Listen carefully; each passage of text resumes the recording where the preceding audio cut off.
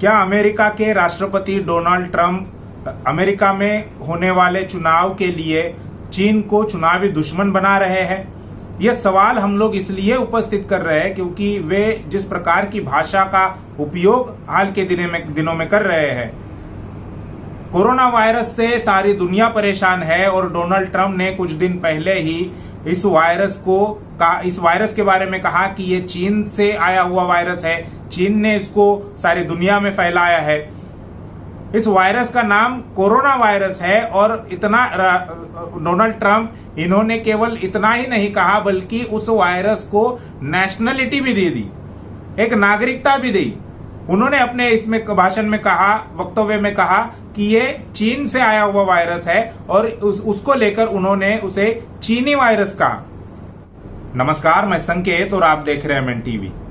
किसी भी देश के किसी भी राजनीतिक पार्टी के लिए चुनाव लड़ने के लिए चुनावी दुश्मन का होना बहुत ज्यादा जरूरी होता है।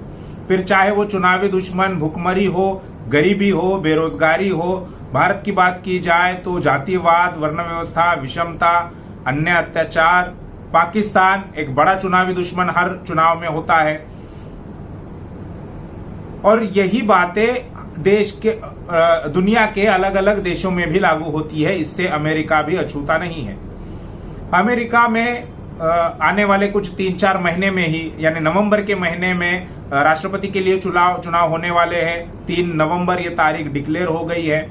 और अमेरिका का अगर चुनावी इतिहास देखे या युद्ध का अगर इतिहास देखे तो पिछले 6-7 दशकों में अगर हम देखते हैं तो 60 और 70 के दशक में अमेरिका का युद्ध वियतनाम से चल रहा था, यानी उस वक्त उनका चुनावी दुश्मन वियतनाम था। 80, 90 और 2000 के दशक में आतंकवाद, ओसामा बिन लादेन, आईसिस, ये उनके बड़े चुनावी दुश्मन हुए।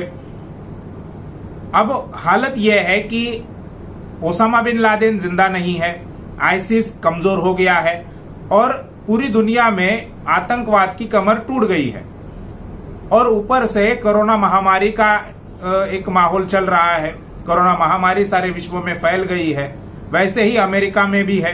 अमेरिका में लाखों लोग उससे संक्रमित हुए हैं, कई हजार लोगों की मृत्यु हुई है। और ऐसे समय में अमेरिका में चुनाव होने वाले हैं। तो हम ये यहाँ पर एक मौलिक प्रश्न यहाँ पर उपस्थित करना चाहते हैं आप सभी लोगों के सामने।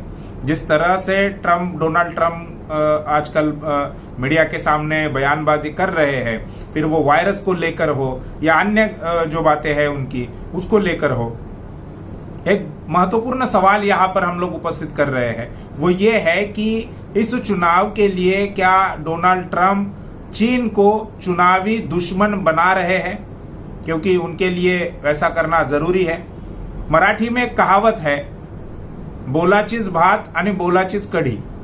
इसका हिंदी में मतलब है कि केवल कुछ बातें बोलने के लिए होती है, करने से उसका कोई संबंध नहीं होता, केवल बोला जाता है, किया नहीं जाता। तो क्या ऐसी परिस्थिति है? ये प्रश्न, ये सवाल आपके सामने हम उपस्थित कर रहे हैं और इसका जवाब हम आपसे कमेंट में जरूर जानना चाहेंगे। शुक्रिया।